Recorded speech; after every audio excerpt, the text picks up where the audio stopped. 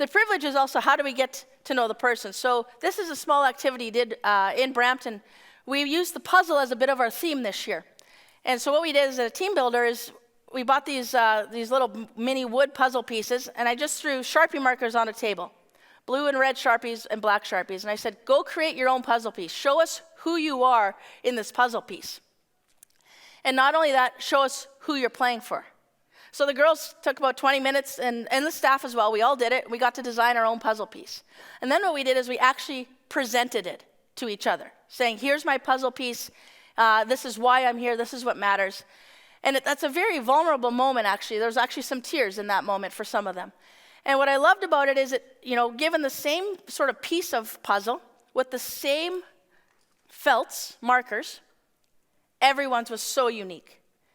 And we can't lose the uniqueness that is a team, right? We have to figure out how to bring those pieces together to build the best puzzle possible. And for us, anytime we've done something like that, good things can happen.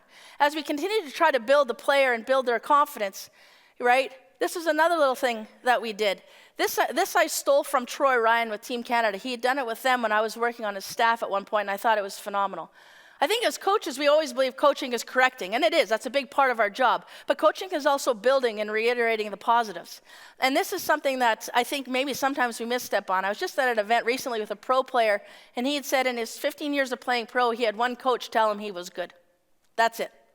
And we kind of lose sight of that. Hopefully in the younger ranks, this is automatic. But I think even as we get a little bit older, we're still people reiterating, the value of a person is never a bad thing. So we built these difference maker cards, and we printed them out, we had them laminated, and we presented them individually to each of the players. As a staff, we came up with the bullet points, and we had players crying. And I asked one of our players, I said, why are you crying? And she said, nobody has ever said this to me before. And as the tournament went on in Denmark, and the momentum started to build, and our confidence started to become authentic, these difference maker cards, you'd find them everywhere. And I included that picture up over here on the left because, yes, they're kind of a fun little photo after the win, but what do you see behind them? They're difference maker cards. It mattered. Some of them kept them in their stalls. Some of them kept them in their hotel rooms. But that's a point now that they can go back, and it's just a little bit of a confidence boost for them.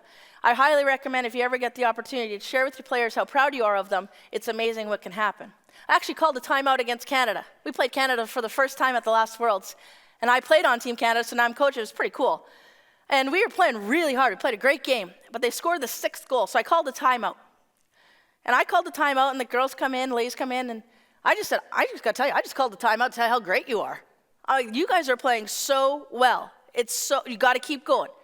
And it's amazing how you could feel the energy lift, and we played the rest of the game as hard as we could.